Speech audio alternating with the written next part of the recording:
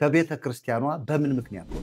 እንግዲህ እውነትን ነው መነጋገር ያለብን። የተማርኩት የሰማሁት ያነበብኳቸው ነገሮች መጽሐፍ ቅዱስ ሲናገር ከምትሰሙት ተጠበቁ ይላል። ቅዱሳን ጋር ተያይዞ በተለይ ጌታችን ከመድኃኒታችን ከኢየሱስ ክርስቶስ እናት ከቅድስት ድንግል ማርያም ጋር ተያይዞ ያሉ ነገሮች በደንብ ሞልተው ይነበራል። የነፍስ አባቶትን ያስተማሩት ትምህርት ትክክል አልነበረም። እዛስ ያለው ገድል፣ ድርሳን፣ ታምር ትክክል አልነበረም። ትንሽ ነገር የሆነ ካልክ እኮ የምትገዘትበት፣ የምትወገዝበት፣ የምትባረርበት አሁን ትውልዱ አሁን ከሚዲያ ጋር ትውልዱ አሁን የእግዚአብሔርን ቃል ከማንበብ ጋር ብዙ አቅርቦቶች ስላሉት የመስማት የማንበብ እድል ስላለው በዚህ መንገድ ነገሮችን መከልከል ስለማይችሉ ብዙ ነገር ለውጥ አለ እየተሰራ ነው። በቃ እንደ እውነቱ ከሆነ እያሉ ነው የሚያወሩት። ያን ነገር ማድረግ አልቻልኩም። ለምን? ብዙ ጊዜ ታድሶውያን ወይንም ደግሞ ፕሮቴስታንታውያን ጸረ ማርያም ናቸው ይባላል። ምንም ስለ ማርያም መስማት አይፈልጉም። ምንም ስለ ማርያም መናገር አይፈልጉም። ምንም በቃ ስለ ማርያም ምንም እንዲወራ አይፈልጉም ይባላል። ግን ነው ወይ? ስለ ቅድስት ድንግል ማርያም ትምህርት ሰርቶ ሰው ቢያስተምር እንደ ቃሉ የሆነ ትምህርት ሰርቶ ቢያስተምር በታድሶም ይሁን በፕሮቴስታንት አዳራሽ ውስጥ ችግር አለው? ከእግዚአብሔር ከአባታችን ከጌታም ከኢየሱስ ክርስቶስ ጸጋና ሰላም ለእናንተ ይሁን። እንደምን አላችሁ ውድ ተመልካቾቻችን? ይህ አፍላገ ሕይወት ሚዲያ ነው። እንግዲህ አፍላገ ሕይወት ሚዲያ እንደሚታወቀው በተለያዩ ፕሮግራሞች ወደ እናንተ ትምህርቶችን፣ ውይይቶችን እንዲሁም ደግሞ በቤተ ክርስቲያን ያሉ የስተት አስተምሮቶችን በመጽሐፍ ቅዱስ በመመዘን እስካሁን ድረስ በሚገርም ሁኔታ ብዙዎችን በመናጠቅ እያገለገለ ያለ አገልግሎት ነው። እንግዲህ ውድ ተመልካቾቻችን ዛሬ ደግሞ ወደ እናንተ ለየት ባለ ፕሮግራም መጠናል። ዛሬ ከአንድ ወንድም ጋራ አብረን ቆይታ እናደርጋለን። እናንተም ይህንን ሚዲያ ሰብስክራይብ፣ ላይክ፣ ሸር በማድረግ ለብዙዎች እንዲደርስ ብዙዎች ያመለጡ እንደሆነ ይታወቃል። ነገር ግን ወንጌል ገና ብዙም እየሄደ እንዳልሆነ ሁላችንም እናውቃለን። ወንጌል በተለያየ መንገድ ይሰበካል።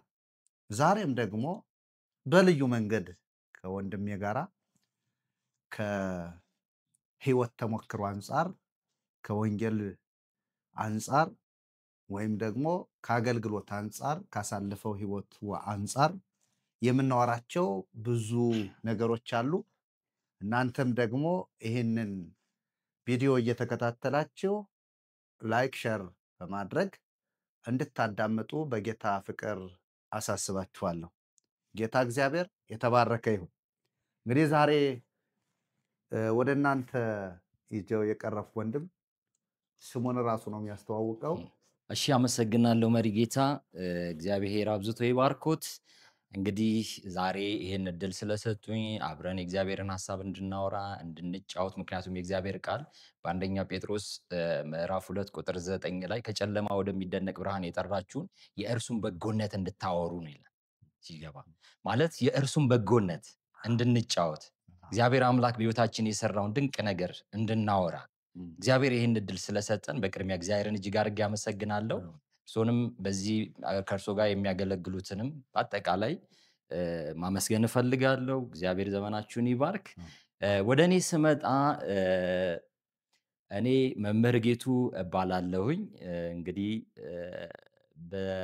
የትውልድ ሀገሬ ባሌ ጊነር የምትባል ከተማ አለች። በአንድም በሌላም እንግዲህ በዚህ ሚዲያ የምትከታተሉ ባሌ ጊነርን ልታውቋት ትችላላችሁ። የተወለድኩት እዛ ነው። ከአንደኛ ክፍል እስከ 6ኛ ክፍል እዛ ተምሬያለሁኝ። ከ6ኛ እስከ 12ኛ ያለውን ደግሞ እዚሁ እንደዛው ባሌ ጎባ በምትባል ከተማ ውስጥ እዛ ነው ትምህርቴን የጨረስኩት። ወደ ዋናው ሐሳብ ስመጣ እንግዲህ እግዚአብሔርን በጎነት ወደምናገርበት ሐሳብ ስመጣ በባሌ ጎባ ከተማ ወደ እርግጠኛ ነኝ እንግዲህ ወደ 91 ዓመተ ምህረት አካባቢ ነው። ወደዛ አካባቢ ነው 91 ኦር 92 አካባቢ ነው፣ መግቢያው ላይ ነው። ወደዛ አካባቢ ላይ ነው ነገሮች የተቀያየሩት። የተቀያየሩት ማለት እንግዲህ አንዳንድ ጊዜ ነገርን የሚቀይር አምላክ ነው። ነገርን የሚለውጥ አምላክ ነው። የምንኖረው የራሳችን ህይወት አለ። በግል በዚህ ምድር ላይ ስንኖር የምናሳልፈው ህይወት አለ። አንዳንድ ጊዜ ደግሞ የአምላክ ጣልቃ ገብነት እግዚአብሔር ጣልቃ ይገባና መርጌታ ነገሮችን ይቀይራል። ወደሚገርም ሐሳብ፣ ወደሚገርም አጀንዳ፣ ወደ ዘላለም እቅፉ እግዚአብሔር የሚጠራበት የራሱ መንገድ አለ። እንግዲህ እኔ በቅድስት ሥላሴ ጎባ ያው ብዙ ወንድሞች ሊያውቁኝ ይችላሉ። እዛ እንግዲህ ረጅም ጊዜ ስለሆነ ነው አሁን የማወራው። ከዛሬ 25 ዓመት በላይ የሆነ ታሪክ ነው የማወራው። እድሜም በዛን ወቅት 10 ቤቶቹ ነው 13 ወር 14 እንደዚህ አካባቢ ነው። በቅድስት ሥላሴ ጎባ ቤተክርስቲያን ውስጥ ነበረ አገለግል የነበርኩት።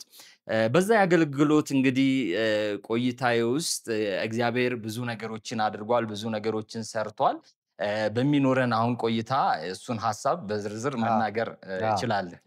አዎ እንግዲህ የጠየቅኩትም የትውልድ ቦታዎትን የተወለዱበትን ዘመን እና ደግሞ አስተዳደጎትን ነበረ። እንግዲህ በተወሰነ መልኩ ያንን ገልጠውልናል። እንደገና ደግሞ መንፈሳዊ ሰው ነበርኩ እያሉን ነው። መንፈሳዊ ሰው ማለት በቤተ ክርስቲያን ያደግኩ ነኝ፣ በሰንበት ትምህርት ቤቶች ያደግኩ ነኝ እያሉን ነው። በዛ በሚገኘው ቤተክርስቲያን ወይም ቅድስት ሥላሴ ተብሎ በሚታወቀው ቤተክርስቲያን ነው ያደግኩ። በዛ እያገለገልኩም እየተገለገልኩም፣ መቼም ሰው ሳይገለገል አገልጋይ አይሆንም ማለት ነው። በዛ በሰንበት ትምህርት ቤቱ እየተገለገሉ አድገዋል። ከዛ በኋላ ከአገልግሎት በኋላ እንግዲህ የመጣውን ነገር አሁን ወደ ጥያቄ ልመጣ ነው። በዋናነት እዛ ላይ እንግዲህ በሰንበት ትምህርት ቤት አሳልፈዋል። እውነት ነው። በሰንበት ትምህርት ቤት ካሳለፏቸው ነገሮች አንዱ በሰንበት ትምህርት ቤት እያገለገሉ ነው። ምንድን ነበር የሚያገለግሉ የነበሩት? ይችን ይንገሩኝ። ምንድን ነው አገልግሎቱ? የመጀመሪያው ሰንበት ትምህርት ቤት ገብተው ይማሩ ነበረ። ከዛ ከትምህርት በኋላ አስተማሪ ሆነዋል። ምንድን ነው ሲያስተምሩ የነበሩት? ምንድንስ ነው የተማሩት? መቼም ሰው የተማረውን ነው የሚያስተምረው አይደል? እውነት ነው። ምንድን ነው ተምረው ምንድን ነው ያስተማሩት? እግዚአብሔር የተመሰገነ ይሁን። መርጌታ እንግዲህ ለጠየቁኝ ጥያቄ መልስ ስሰጥ እንግዲህ እንደነገርኩት በአስራዎቹ ወይም 14 ዓመት አካባቢ እድሜ ነው በጎባ ቅድስት ሥላሴ ቤተክርስቲያን ውስጥ በሰንበት ትምህርት ቤት ውስጥ ያሳለፍኩት። እንደማንኛውም እንደ ቤተክርስቲያን ሰው እዛ በቤተክርስቲያን በሰንበት ትምህርት ቤት ውስጥ ያው ወጣቶች ብዙ ጊዜ የምንሳተፈው በሰንበት ትምህርት ቤት ውስጥ ነው። በዛ ሰንበት ትምህርት ቤት ውስጥ ተሳትፌያለሁ። በምሳተፍባቸው ጊዜያቶች ያው እንግዲህ ቤተክርስቲያናችን ከኛ በላይ በእድሜ ያሉ መምህራን አሉ። ከኛ በላይ በእድሜ ያሉ ዘማሪያን አሉ። ከኛ በላይ በእድሜ ያሉ የተለያየ በቤተክርስቲያኒቱ ውስጥ የሚካሄደውን መንፈሳዊ ስርዓት የሚፈጽሙ ወንድሞች አባቶች አሉ። እንግዲህ ከነሱ እግር ስር ቁጭ ብለን ያው በቤተክርስቲያናችን ስርዓትና ወግ መሰረት ተምረናል። የተማርነው ነገር ምንድን ነው? ምን አይነት ትምህርት ነው? መጽሐፍ ቅዱሳዊ ነው የሚለውን ያው በኋላ መነጋገር እንችላለን። ግን እንደ ቤተክርስቲያናችን ቤተክርስቲያን አባቶች ያስተማሩን ትምህርት እግራቸው ስር ቁጭ ብለን እንደ ልጅ ተምረናል። ይህን ስለወት ይቅርታ ላቋርጠውት ነው። መጽሐፍ ቅዱስ ነው ወይስ ትማሩ ነበር? መጽሐፍ ቅዱስ ነው ወይንስ ሌላ ትምህርቶች አሉ? ለምሳሌ ላንሳለሁ። እሺ፣ መጽሐፍ ቅዱስ አንዱ ትምህርት ነው። በቤተክርስቲያን ያው ዶግማ የሚሉት መጽሐፍ ቅዱስን ነው እውነት ዶግማ ነው። የሚባለው። ነገር ግን የቤተክርስቲያን ታሪክ የሚባልም አለ። እውነት ነው። እንደገና ደግሞ ያው የቤተክርስቲያኒቱ ትውፊት፣ እውነት ነው። ባህል፣ እሴት ወይም ደግሞ የአምልኮ ስርዓቷ አጠቃላይ ያው በትምህርት ቤቱ ይካተታል ብዬ አምናለሁ። እውነት ነው። ከነዚህ ውስጥ እንዲያው ጎልቶ ተማርኩትና እኔም አስተማርኩት የሚሉት ምንድን ነው? እሱ እንዲያብራሩ። እውነት ለመናገር እንግዲህ አሁን በዚህ በመካከላችን የእግዚአብሔር መንፈስ አለ። እውነትን ተነጋገሩ፣ እውነት አርነት ያወጣችኋል ይላል። የምናወራው እውነትን ነው ማለት ለማስመሰል ለመምሰል ለሌላ ጉዳይ አይደለም። እውነትን ስንነጋገር እኛም ትውልድም ነፃ አርነት ስለሚወጣ እውነትን እናወራለን። እንግዲህ በቤተ ክርስቲያናችን ውስጥ ባሳለፍኩት ቆይታ ውስጥ ለጠየቁኝ ጥያቄ መልስ ስሰጥ ብዙ አይነት ትምህርቶች አሉ። ቅድም አንስተውኛል። ለምሳሌ ዶግማ አለ፣ ቀኖና አለ፣ ትውፊት አለ፣ ሌሎችም ራሱ ቤተክርስቲያኒቱ ከፋፍላ የምታስተምራቸው ትምህርቶች አሉ። በዚህ ትምህርት ውስጥ እንግዲህ ማንክደው ነገር መምህራኖች አሉ። እንግዲህ የአዲስ ኪዳን መምህር አለ፣ አሃ የብሉይ ኪዳን መምህር አለ። የተለያዩ በቤተ ክርስቲያኒቱ ውስጥ ያሉ ስርዓቶችን ወይንም በቤተ ክርስቲያኒቱ ውስጥ ያሉ እ፣ ቀኖና በቤተ ክርስቲያኒቱ ውስጥ ያሉ የተለያዩ ነገሮችን የሚፈጽሙ የቤተ ክርስቲያን እንደየደረጃቸው አገልጋዮች አሉ። እንግዲህ አሁን ወደ ዋናው ነገር ስመጣ ምንድን ነበር ጎልቶ ወደ እኔ እያሉኝ ነው ወደ እርሶ የመጣው ትምህርት በምን አይነት መንገድ ተማሩ፣ እንደገና ደግሞ ምን አይነት ትምህርት አስተማሩ ተብሎ ለተጠየቁት ጥያቄ ስመልስ የተማርኩት እውነት ለመናገር በዛ እድሜ በሚመጥነኝ ደረጃ ማለት በሚመጥነኝ ደረጃ አሁን ወደ ኋላ ሄጄ የ14 ዓመት ታሪክ ነው እንግዲህ በእድሜ የማወራው። ስለዚህ በሚመጥነኝ ደረጃ የተማርኳቸው ትምህርቶች አሉ። በሚመጥነኝ ደረጃ የተማርኳቸው መጽሐፍ ቅዱስ ተብሎ የመጽሐፍ ቅዱስ ትምህርት ተብሎ በመምህራን የተማርናቸው ትምህርቶች አሉ። እንዲህ ራሱን የጠበቀ በቀጥታ ቁጭ ብለን ቃል በቃል ወይንም ደግሞ በራሱ ደህንነት ተኮር ስለ መላእክት ስለ ቅዱሳን እንዲህ ጥልቅ በሆነ እውነት ለመናገር አሁን ያለው ሁኔታ ጥሩ ነው። እንግዲህ ራሱን ጠብቆ የሚያስተምሩት ትምህርት ይኖራል። በእኛ ጊዜ በእኔ በነበርኩበት ጊዜ እውነት ለመናገር የነፍስ አባት አሉን። እንግዲህ የነፍስ አባት ነፍስ ተኮር የሆነውን ትምህርት የሚመግቡ ናቸው። በእርግጥ ስሙ ነው ለኛ የተረፈን እንጂ ለነፍሳችን የሚጠቅም ትምህርት አላገኘንም። እንግዲህ እውነቱን ስንናገር እኔ አሁን ምን ነበር አሁን ነፍስ አባት ብለውኛል። አሁን ነፍስ አባት ምን ነበር የሚያስተምረው? አሁን የነፍስ አባት ተብለው እንግዲህ አሁን ወደ በኋላ ወደ ትምህርቱ እመጣለሁ ስላነሳሁት ነው። ይሄንን አሁን የነፍስ አባት ተብሎ የተሰጡን አባት አሉ። የተሰጡን አባት እኔ አሁን ሲገባኝ ሳስተውል እንግዲህ የነፍስ ከተባለ ጉዳዩ የነፍስ ጉዳይ ነው ማለት ነው። የነፍስ ጉዳይ ደግሞ ልንመገበው የሚገባው ያው የሆነውን የእግዚአብሔርን ቃል ነፍስ ልታመልጥበት የምትችልበትን የመዳን ትምህርት ነው። በዛን ወቅት ግን እንደዚህ አይነት ትምህርቶችን አላገኘሁም። ለምንድን ያላገኘሁት? እውነት ለመናገር የተሰጡንም የነፍስ አባት ተብሎ የተሰጡንም አባት ለኔ የተሰጡኝ አባት በዛ ደረጃ የበቁ ወይም በመጽሐፍ ቅዱስ ቃል ዕውቀት የበቁ አባትም አልነበሩም። ለነፍስ ምግብ የሚሆንን ማስተምሮ አልሰጡኝም። ቤት ግን ከዛ ይልቅ ግን ማልክደው ማልዋሸው ነገር በብዙ በቤተ ክርስቲያኒቱ ውስጥ ያሉ የተለያዩ መጽሐፍቶችን በደንብ ዕውቀቱ ስለነበራቸው በዛ ዕውቀት ኮትኩተው አሳድገውኛል፣ ነግረውኛል፣ አስተምሮኛል። ስለ ቅዱሳን ፍቅር፣ ስለ ቅድስት ድንግል ማርያም፣ ስለ እናታችን ስለ ማርያም ፍቅር፣ ስለ አባቶች ስለ ጻድቃን፣ ስለ ሰማዕታት ተጋድሎ ስለሰሩልን ስላደረጉልን እና በእነሱ ተጋድሎ ብንሄድ ከነሱ ጋር ብንስማማ እነሱን ብናከብር ስለሚገኘው ጽድቅም ጭምር ያስተምሩኝ ስለነበረ እኔም በዛ ሙሉ ነበርኩኝ። እውነት ለማውራት ሙሉ ነበርኩ። በኋላ ማንሳት እችላለሁ። ይሄ ነበር እንግዲህ በነፍስ አባት በኩል። በሰንበት ትምህርት ቤትም ደግሞ መምህራን ተብለው የሚመጡ ወንድሞች በእድሜ ከኛ ከፍ ያሉ ተምረዋል ተብለው እንግዲህ የመጡ አሉ። በዛን ወቅት እርግጠኛ አይደለሁም የሥነ መለኮት ትምህርት በሰፊው ብዙ እየተሰጣ ይኖራል፣ ትምህርት ቤት ይኖራታል ብዬ አስባለሁ። እንደዚህ ግን ተገፍተው ወደዛ የሚገቡ ወይም ተምረው ወደኛ እንግዲህ ወደ ክፍለ ሀገር መጥተው ተመድበው የሚያገለግሉ ብዙ መምህራን አልነበሩ። በስም ግን መምህር ተብለው የሚያስተምሩን ነበሩ። እንዴት ነበር ሲያስተምሩን የነበረው? ገድሉን ከድርሳኑ ድርሳኑን ከቃሉ እያደበላለቁ የጸሎቱን መጽሐፍ ከእግዚአብሔር ቃል ሐሳብ ድብልቅልቅ ያለ አስተምሮ ስለሚሰጡን እኛም በተደበላለቀ የትምህርት ዕውቀት ውስጥ ነበር ያደግነው። ስለዚህ እንግዲህ ሰው የበላውን ነው የሚያወራው። እንደዚህ የሚባል ነገር አለ እንግዲህ ፊት የበላውን ይመስላል ይባላል። ፊት የበላውን ማለት ጥሩ ምግብ ከበላ ፊታችን ይናገራል ይባላል። እኛም እንግዲህ የበላነውን ነው የመሰልነው፣ የበላነውን ነው የተናገርነው። ከዛ በኋላ የነበረኝ ነገር አስተምሮ የበላሁትን ያስተማርኩት፣ የበላሁትን የተናገርኩት። ስለዚህ እሱ ቢሉኝ አሁን ቤተ ክርስቲያኒቱ የነበረው ጾም በነበሩበት የሰንበት ትምህርት ቤት እንዲሁም ደግሞ የንስሐ አባትዎትም ካስተማሩት ትምህርት አንጻር ሲታይ ድርሳንም አለ፣ ገድልም አለ፣ ታምርም አለ፣ እንዲሁም ደግሞ የቤተ ክርስቲያን ታሪክም አለ፣ ቅድም ያነሳናቸው ባህሉም አለ፣ እንዲሁም ደግሞ ከመሃል መጽሐፍ ቅዱስም አለ እያሉ ነው። አሁን ይሄ ሲጨማመር ይደበላለቃል ማለት ነው። አሁን ወደዚህ ልመጣ። አሁን መጠይቀውን ጥያቄ ላገኝ። ለምን መሰለው?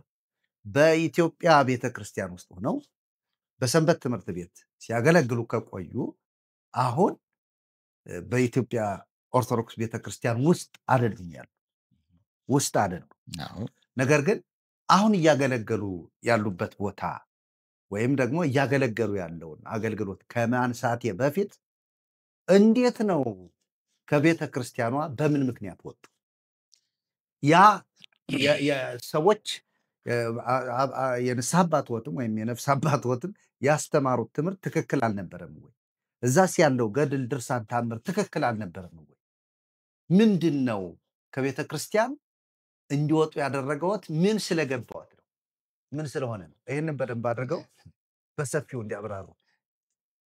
እሺ፣ ደስ ይለኛል። እንግዲህ እናገራለኝ መሪጌታ አሁን ወደ ዋናው ነገር ነው የመጡልኝ። ይህንን ዋናውን ነገር ሳነሳ ግን ትንሽ ነገር ወደኋላ መመለስ እፈልጋለሁ። ምክንያቱም የዋናውን ነገር የሚያጠናክርልኝ ከኋላ ያለው ነገር ስለሆነ ማለት ነው።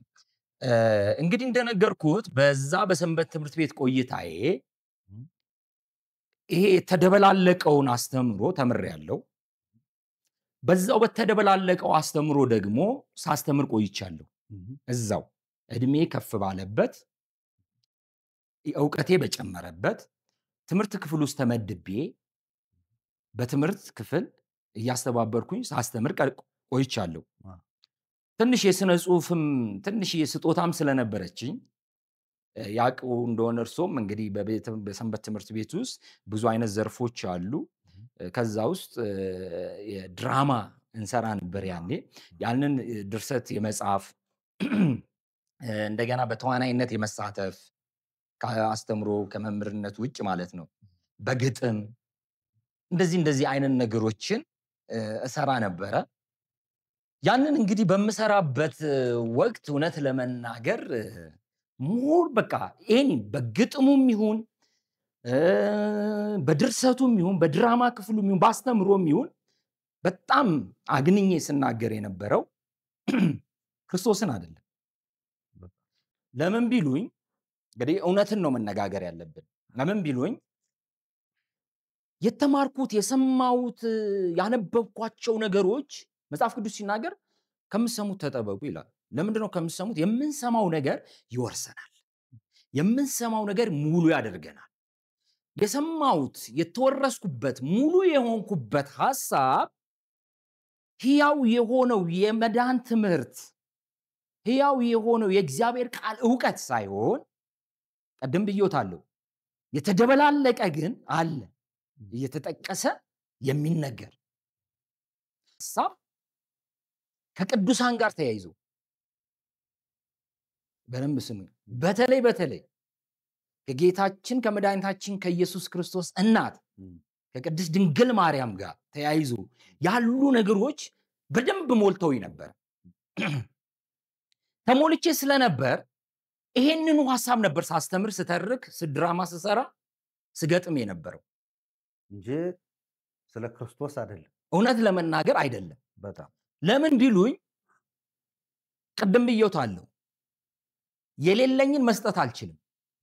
ያልበላሁትን ማለት እንግዲህ ያልተመገብኩትን ነገር መጋቢ የተመገበውን ነው የሚመገበው። ስለ ክርስቶስ ቢያወሩ ስለ ክርስቶስ ድራማውን በክርስቶስ ስቅለት ላይ ቢያደርጉት፣ በእርግጥ አሉ እንዲህ አይነት ድራማዎች ቢያደርጉት ምን ይፈጠር ነበር? እንዴ አይደለም፣ ቆይ እዛ ውስጥ አይግቡልኝ። ምን ይፈጠር ነበር የሚለው ውስጥ አይገቡልኝ። ሲጀመር ላደርገውም አልችልማ። እንዴት መሰሎት ማላደርገው? እንዴት አድርጌ ድርሰቱን ራሱ ልጻፈው? የምሬን እኮ ነው። አሁን እውነት ለመናገር ለምንድን ነው የምደርሰው? ድርሰቱን በገድላት ባለቤቶች በድርሳናት ባለቤቶች፣ ለምሳሌ ገድላት ስንል ሰማዕታት ሰማዕታት ተጋድሎ ስለሆነ እውነት ነው። ድርሳንም ድርሳን አላቸው እውነት ነው። የተደረሰላቸው ነገር እውነት ነው። አሁን እዛ ላይ ትኩረት እንዲያደርጉ ያደረገውት ምኑ ነው? አሁን ምን አይነት ተጽዕኖ ቤተክርስቲያን ላይ ስለተፈጠረ ነው? አሁን በደንብ እንዲያብራሩት ስለፈለጉ ነው መሀል የገባው። ለምን አሁን እሱ የሚሉኝ በቃ እንደ እውነቱ ከሆነ እያሉ ነው የሚያወሩት። ያን ነገር ማድረግ አልቻልኩም። ለምን አላደረጉትም? በደንብ አድርገው በደንብ መናገር እችላለሁ። አሁን በደንብ ይስሙ መሪጌታ። በዛን ወቅት ስለ ክርስቶስ የሆነ ግጥም፣ ስለ ክርስቶስ የሆነ ወይ ድራማ ዝግጅት ወይ ድርሰት ጽፌ ለመስራት እውነት በዛን ወቅት ተከልክዬ አይደለም፣ እውነቱን ሳወራ ማለት ነው። ተከልክዬ ሳይሆን እንትኑ የለኝም፣ እውቀቱ የለኝም። ከየት ላምጣው ነው? በጣም ጥሩ። አልበላሁትም፣ አልጠጣሁትም። ያልበላሁትና ያልጠጣሁትን ነገር እንዴት አድርጌ ልጽፈው እችላለሁ? አልችልም። ግን የበላሁት ብዙ ነገር ነበር። በበላሁት ነው ስሰራ ሳገለግል የነበረው። እንዲለዩልኝ ይፈልጋሉ። በዛን ወቅት ነው እያወራሁ ያለሁት። በዛን ወቅት የሚገርሙት ነገር እውነት ለመናገር ዛሬ አድማጭም ሰሚም በዚህ የሚመለከቱ ወንድሞች እህቶች ይኖራሉ። እንግዲህ አሁን እያንዳንዱ ኦርቶዶክሳውያን በእኔ ቦታ ሆኖ ራሱንም እንዲፈትሽ ይፈልጋሉ። ምክንያቱም የምንሰማው ነገር ምንድን ነው? አሁን እኮ ጥሩ ነው። እንደውም አሁን ባለው ከ10 ዓመት ወደዚህ ከ10 ምናምን ዓመት ወደዚህ ያለው ጥሩ መሻሻሎች እናያለን። አሁን የሚዲያ ዘመን ነው። አየህ፣ በእኛ ጊዜ እንኳን በዛች እድሜ ጊዜ እንኳን ትንሽ ነገር የሆነ ካልክ እኮ የምትገዘትበት፣ የምትወገዝበት፣ የምትባረርበት ብዙ ነገሮች አሉ።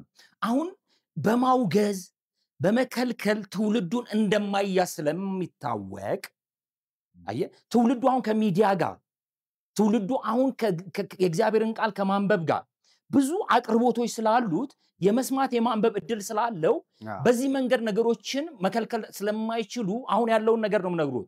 ብዙ ነገር ለውጥ አለ፣ እየተሰራ ነው። በእኛ ወቅት በዛን ወቅት ግን ይሄ ብቻ ስለሚጠቀጠቅብን የምንሰማው ብቻ ስለሆነ ስለ እመቤታችን ቅድስት ድንግል ማርያም እንግዲህ ብዙ ተናግሬ የማልጨርሳቸው አስተምሮቶች አሉ። በሱን የተሞላ ነው። እኔ እውነቱን ስነግሮት በዛን ወቅት እኔ እመቤታችን ቅድስት ድንግል ማርያም የጌታዬን አምላክ እስካሁን እስካሁን እወዳታለሁ፣ አከብራታለሁ ቃሉ እንደሚለው። እርሶም እንደዛ ይስማማሉ?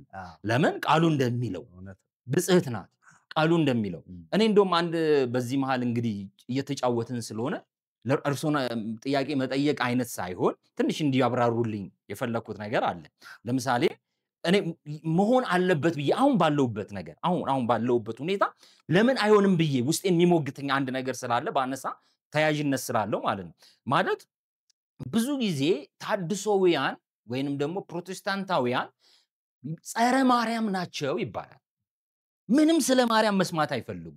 ምንም ስለ ማርያም መናገር አይፈልጉም። ምንም በቃ ስለ ማርያም ምንም እንዲወራ አይፈልጉም ይባላል። ግን ነው ወይ ይሄ ጉዳይ? አሁን ዛሬ ግልጽ እናርገው። ችግር አለ ወይ? ለምን መሰሉት ይሄንን ማነሳው? አሁን በፕሮቴስታንቱ አካባቢ ኦር ደግሞ እኛም አካባቢ ብዙ ስብከቶችን እንሰብካለን፣ ብዙ አስተምሮቶችን እናስተምራለን። ስለ ብዙ እናቶች ወይንም ስለ ብዙ እህቶች መጽሐፍ ቅዱስ ላይ የተጻፉትን እያነሳን እነ ሳራንም ቢሆን እነ መግደላዊት ማርያምንም ቢሆን ሌሎች እህቶችንም እያነሳን ትምህርት አዘጋጅተን እንሰብካለን፣ እናስተምራለን አይደል? ስለ ማርያም እንግዲህ ስለ ቅድስት ድንግል ማርያም ትምህርት ሰርቶ ሰው ቢያስተምር፣ እንደ ቃሉ የሆነ ትምህርት ሰርቶ ቢያስተምር በታድሶም ይሁን በፕሮቴስታንት አዳራሽ ውስጥ ችግር አለው?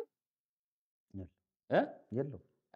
በምክንያት ነው ያነሳሁት። ይሄን በመጽሐፍ ቅዱስ ላይ እንደ ቃሉ ምን ችግር አለ? እንሰብካለን። አዎ ገብቶታል። አሁን ይሄን ያነሳሁት ለምን መሰሉት? ጽንፍ አለ። ለምሳሌ ምን አይነት ጽንፍ አለ መሰሉት? እኛ ቤት መድረክ ይዘን ያውቁታል እንግዲህ ተሰጥቶን መድረክ ቃል ገልጠን ርዕስ ሰተን ሁሉ ይፈልጉት አይደል? ሁሉ ይፈልጉታል የሚል ርዕስ ለምሳሌ ጠቅሰን ስለ ክርስቶስ 15 ደቂቃ ካወራን ከጀርባ የተደረደሩ አባቶች አሉ አይደል? ስለ እውነት የሆነውን ነገር ነው ማወራው።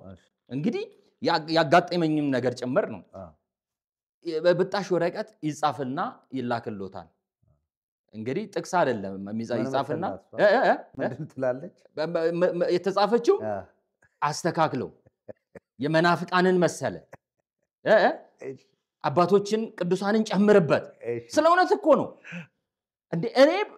እኔ በአይኔ አዋሳ በነበረኝ ቆይታ በቅዱስ ገብርኤል ቤተክርስቲያን ውስጥ ወንድማችን እዝራ ሲያገለግል ዝማሬ አንድ አባት አሉ።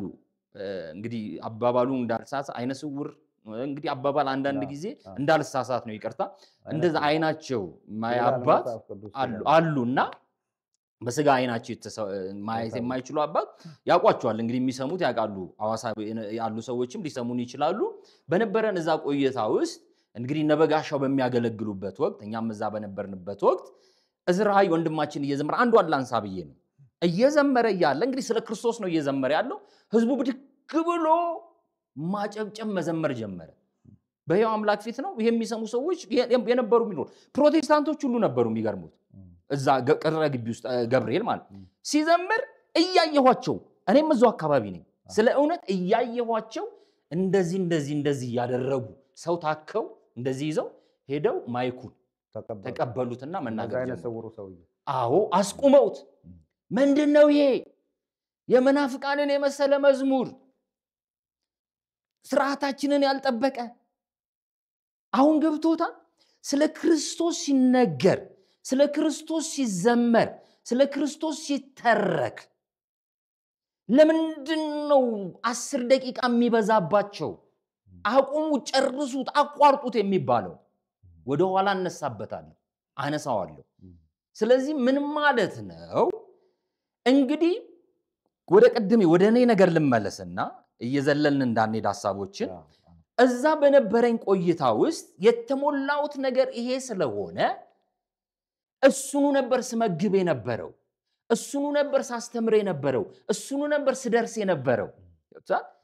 ከዛ አንፃር በዛ ቆይታዬ ውስጥ ለተወሰኑ ዓመታት ከ7 እስከ 8 ዓመት ቆይታዬ በአገልግሎት ውስጥ በቅናት እንግዲህ በቅናት ቅናት አለ እዛ ያውቃሉ። እሱ በጣም ዋጋ በመክፈል ሌት ተቀን ደብራት ገዳማት በነበረ አካባቢ የተክለ ሃይማኖት ገዳም አለ። እንግዲህ የሚያውቁ ወንድሞች ይኖራሉ። እዛ ገብርኤል ጎባ ተክለ ሃይማኖት ገዳም እንደውም ያ ቤት እዛው ከገዳሙ ጎን ነው።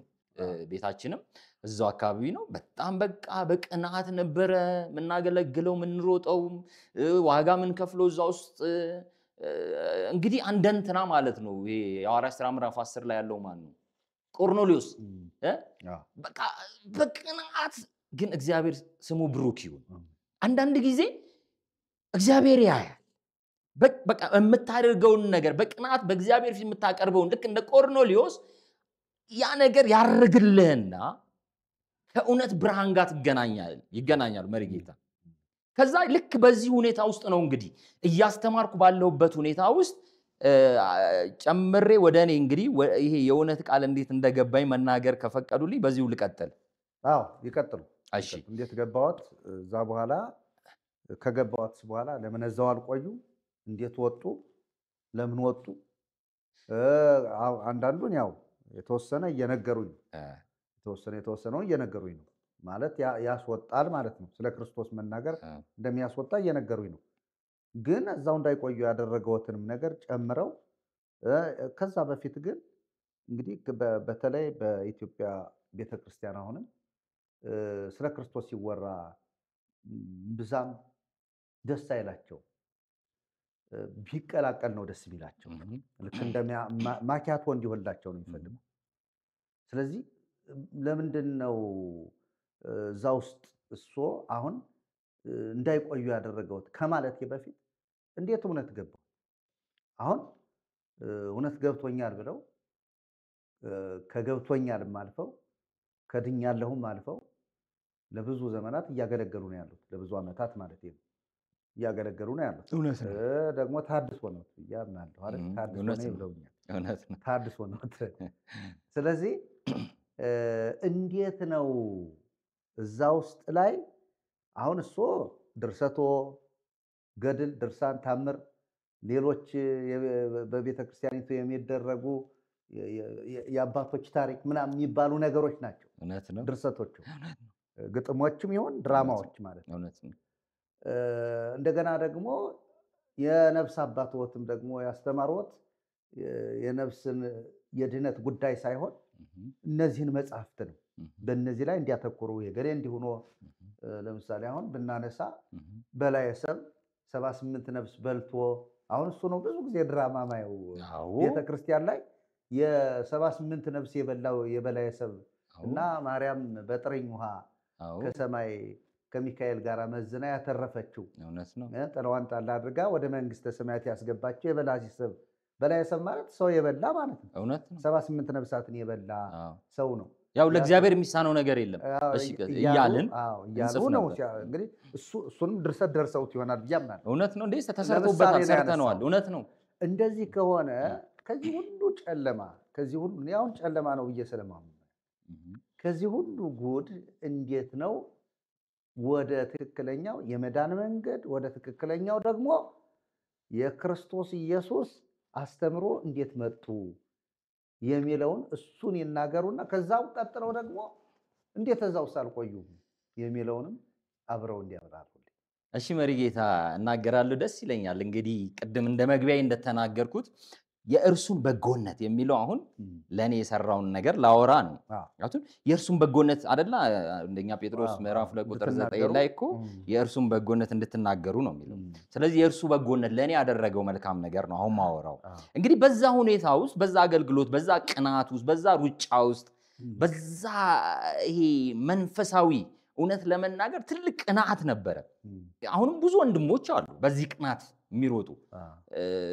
ጳውሎስ እኮ በሮሜ ምዕራፍ 9 ቁጥር 1 ላይ ምንድነው ያለው? ብዙ ሐዘንና የማቋረጥ ጭንቀት አለብኝ ስል ከልቤ ሆኜ እውነትን እናገራለሁ አልዋሽም ማለት።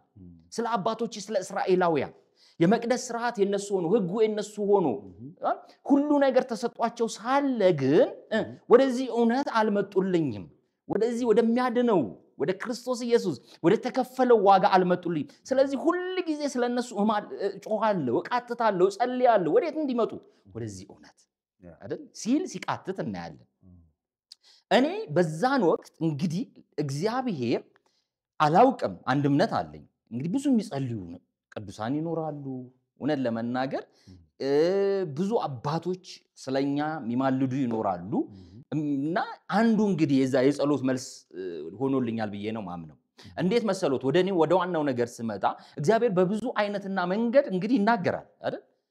እግዚአብሔር ዕብራውያን ነው አይደል? ምዕራፍ 1 ላይ እግዚአብሔር በብዙ አይነትና በብዙ ጎዳና ለአባቶቻችን በነቢያት ተናግሮ ለኛ ግን ዓለማትን በፈጠረበት ሁሉን ወራሽ ባደረገው በልጁ በዚህ ዘመን መጨረሻ ተናገረን። ክብር ለስሙ ይሁን። በቃ አሁን እግዚአብሔር እንግዲህ የሚናገርበት መንገድ አለው። የመጨረሻው መንገዱ ግን ማን ነው? ልጁ ኢየሱስ ክርስቶስ ነው። የሚገርሙት ነገር ወደ 20 ሰዎች እንጠጋለን። ቅድስት ሥላሴ ቤተክርስቲያን፣ ገብርኤል 3 ቤተክርስቲያኖችን ነው ሞር በዛን ጊዜ መድኃኔዓለም ቤተክርስቲያን። አሁን የማወራው ጎባ ነው። 3 አድባራት ማለት ጎባ ነው። እንግዲህ ቅድስት ሥላሴን ያለውበት ነው። መድኃኔዓለም አለ፣ ገብርኤል ቤተክርስቲያን አለ። ከነዚህ ሰንበት ትምህርት ቤት ውስጥ የተውጣጣን በቁጥር 20 አካባቢ እንሆናለን። ቅድስት ድንግል ማርያም ቤተክርስቲያን በሳምንት 2 ጊዜ እንሄዳለን። አሁን አልገባኝም ለምን እንደምንሄድ እውነቱን ስናገር። እንሄድና የመቃብር ስፍራ ቦታ አለ ቤት ማለት ነው። ወደ 20 እንሆናለን። እዛ ሄደን መዝሙረ ዳዊትን አሁን ለምን እንደምንሄድ እንዴት እንደሄድን ምናምን አሁን በእውነት እንግዲህ ከእድሜም አንፃር ይሁን ከምን አንፃር አይገባኝም። እንሄድና መዝሙረ ዳዊትን ይዘን ለረጅም ሰዓት ቃሉን ብቻ እያነበብን ሌላ መዝሙረ ዳዊት መጽሐፍ ቅዱስን ይዘን ቃሉን እያነበብን እንጸልይ ነበረ። ወደ 20 እንጠጋለን። ማን ይዞን እንደሄደ ማን እንዳስተባበረ ሁሉ እኔ መናገር አሁን አልችልም። ለምን መሰሉት? ትዝም አይለኝም። ግን እንደምንሄድ ነው ትዝ የሚለኝ። ከዛ እንወጣና ደግሞ የታመሙ ሰዎችን እንጠይቃለን። የተለያዩ ነገሮችን እንደ ህብረት ነገር ነበረ። ከዛ በቃ እንደዛ መጽሐፍ ቅዱስን የማንበብ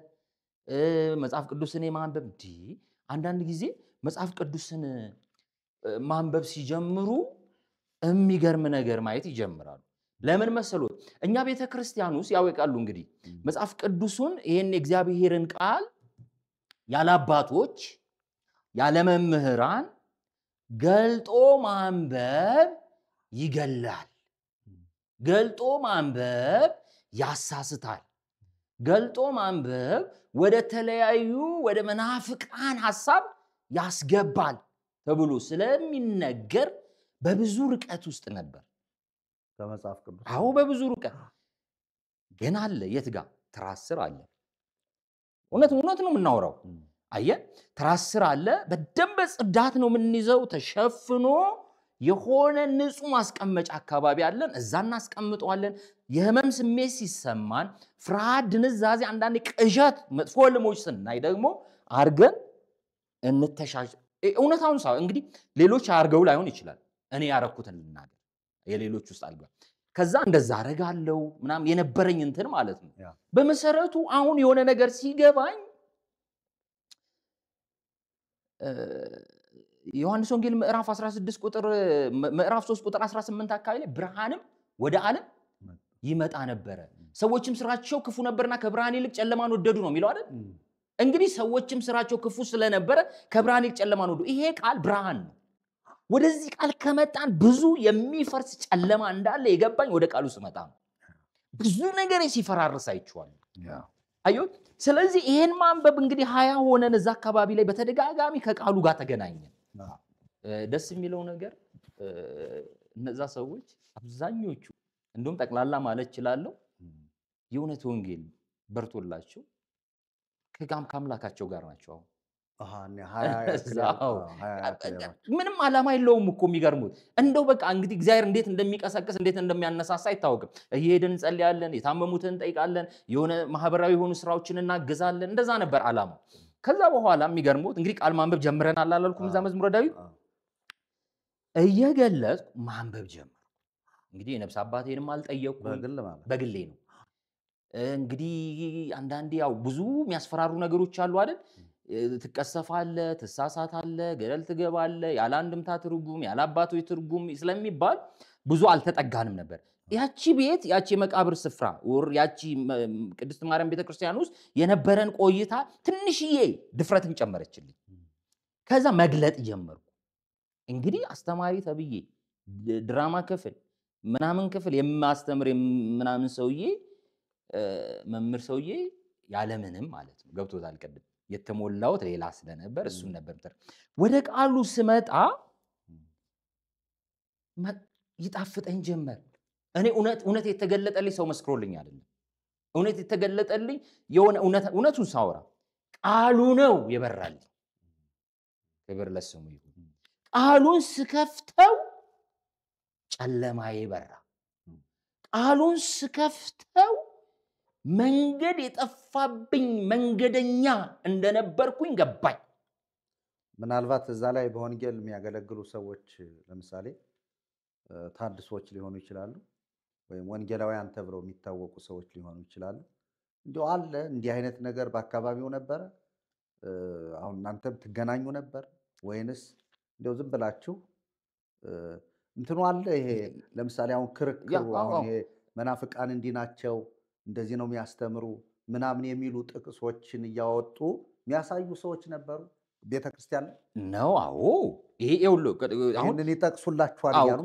አሁን ለንገሩት አሁን ወደዛ ገባለው የሚገርመው ነገር በእኛ በዛ በነበረን በዘጠናዎቹ ዓመተ ምህረት እንቅስቃሴ ውስጥ እውነት ለማውራት እንግዲህ እውነቱን አምናውረው ብዙ የተለየ ታድሶ እንቅስቃሴ ምናምን ሚል እንግዲህ ከዛ በፊት የጎላ የወጣ በኔ ደረጃ ያስተዋልኩት የሰማሁት ነገር የለም እውነት ለማውራት ከዛ በኋላ ግን ቀጥሏል ወንድሜ መምህር ኪሲንጀርን ያውቁታል እርሱ እዛው አንድ ደብር ላይ ነው ስናገለግል የነበረው ከዛ ከወንድሜ ጋር ማውራት መጫወት ወደዚህ ነገር ውስጥ አብረን መሳተፍ ጀመርን ከዛ በኋላ ስለሱም እግዚአብሔርን አመሰግናለሁ በብዙ መንገድ አብሮ የእግዚአብሔርን ነገር እንድንማማር በወንድሜም በኩል ያለውን ጸጋ እንድካፈል ሆኖልኛል እና የሚገርሙት ነገር አሁን ወደ ጠየቁኝም ነገር መጣለውኝ በዛን ወቅት ምንም አይነት አሁን ከታድሶውያን ምናምን የመጀመሪያውን ነው ያነሳውሉት ቀደም እንግዲህ ከዛ በኋላ የሆኑ ነገሮች አሉ እዛ መቃብር ስፍራ የተማር ከምንመጣው ነገር አንፃር እኔ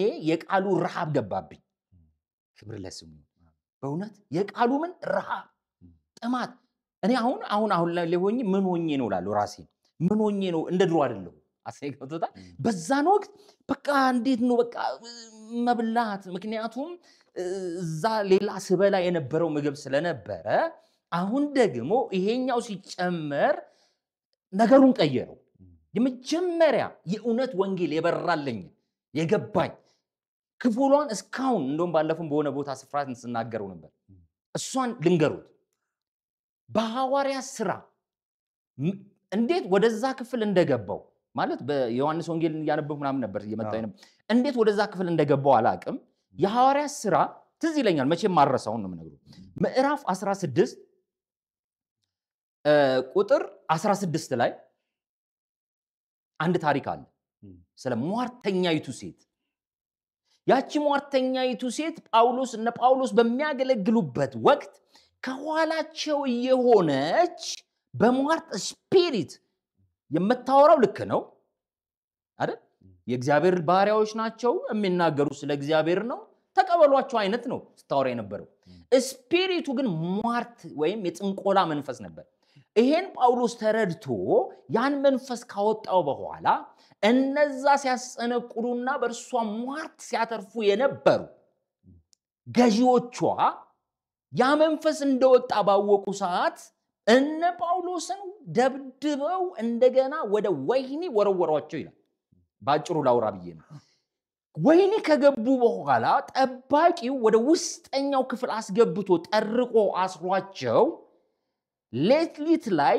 እግዚአብሔርን ሲያመልኩ ይልና የወህኒው መሰረት ተናወጠ ካለ በኋላ ትንሽ ያወራው ሊድ ወደ ዋናው ሐሳብ ልገባ ነው ከዛ የሁሉ ስራት ተፈታ ይላል በዚህን ጊዜ ፖሊስ ወታደሩ ሲነቃ እንደተፈቱ ባየ ጊዜ ያመለጡ መስሎት ራሱን ሊያጠፋ ሰይፉን መዘዘ ይላል በዛኑ ጳውሎስ አንድ ራስ ላይ ጉዳት እንዳታደርስ ሁላችን በዚህ ያለን አልጠፋንም ባለው እቺን ያዙልኝ ቁጥር 30 ላይ እንደዚህ ይላል ልክ ይሄ እንደሆነ ወታደሩ ባወቀ ሰዓት ወደ እነ ጳውሎስ ሄዶ ጌቶች ሆይ እቺን ኃይለ ቃል ያዙልኝ 16:30 ላይ ጌቶች ሆይ እድን ዘንድ ምን ማድረግ ይገባኛል ታች አረገ የልጅ ያነበው ማለት በቃ ይሄ እድን ዘንድ ምን ማድረግ ይገባኛል ሲል እንዴት ነው አንዳንዴ የሆነ የሚያደርግ የሆነ ነገር ድንግጥ የሚሉት ነገር የለም በሆነ ጉዳይ ላይ ድንግጥ አልኩኝ ማለት ለምን አሁን ያ የልጅነት እድሜ ያ እንግዲህ ያ ወቅት ነው በዚህ ረሃብ በዚህ ጥማት ውስጥ የእግዚአብሔር ነገር በማነብበት እድን ዘንድ ምን ማድረግ ይገባኛል የሚለው ቃል ሬማ ሆነልኝ ለኔ የጊዜው መልእክት ሆነልኝ የዛን ቀን ለኔ የጊዜው መልእክት ሆኖ የተገለጠልኝ ይሄ ቃል ነው ኦኬ የመጀመሪያ በቃ ይሄ ነው በቃ የነገር የመለወጫ የሆነ ቃል ክብር ለስሙ ይሁን ይሄ አንድ ነገር እንዳስብ አደረገኝ እድን ዘንድ ምን ማድረግ ይገባኛል ይሱ እድን ዘንድ ምን ማድረግ ይገባኛል እንዴ ነው ያልኩት እድን ዘንድ ምን ማድረግ አሁን አስተማሪ የለም አጠገቤ ነፍስ አባት የለም መምህር የለም ማንንም የለም እኔና ቃሉ ብቻ ነው ያለው ግን ምንድነው ነፍሴ በዚህ ቃል ተሞላች ለካ ሲገባኝ ቆይቶ ይሄ ጥያቄ የነፍስ ጥያቄ ነው ለካ ጉዳዩ የነፍስ ጥያቄ ስለሆነ ነፍሴም ለዛ ነው የሞገተችኝ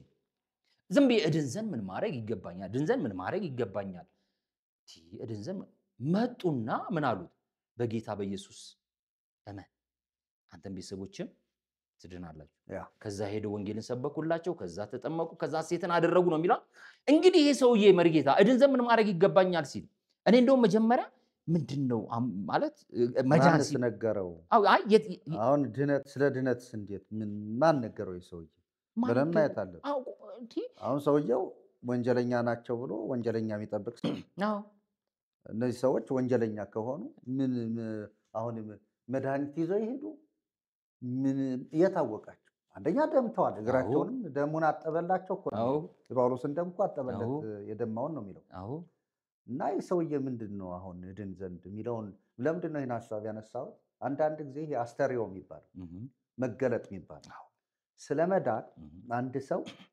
እግዚአብሔር ካልገለጠለት በስተቀር ሊገባው አይችልም በፍጹም እዚህ ላይ በደንብ እንዲገባው ነው እዚህ የሚመለከቱትን አካላት ምናልባት እንደሱ በታምር በድርሳን በገድልና በሌሎች የቤተክርስቲያን ታሪክ የሚመስሉ ነገር ግን ታሪክ ባልሆኑ ትምህርቶች የተጠቀጠቀ አእምሯቸው በእግዚአብሔር አብርሆት ሲገለጥ ነው ወደ ትክክለኛው የድህነት መንገድ የሚመጡት እና አሁን ያቺ ሐሳብ እሷትን ነክታውታለች ይቺ ግን ምን ትባላለች መገለጥ ግልጠተ መለኮት ትባላለች አስተርዮተ እግዚአብሔር ትባላለች ስለዚህ ይቺ ነገር ነች ያገኘችው ማለት ነው እውነት ነው እንደውም ልምጣለው ደስ የሚል ነገር አነሱ እርሱ ለምን ቢባል የሚገርሞት ነገር ይሄ ቃል አሁን በጣም የሆነ አሁን ያብራሩልኝ ነገር የኔም ጥያቄ ነበር። በዛን ወቅት ነው ማወራው። አሁን እርሱ ያሉት ነገር የኔም ጥያቄ ነበር።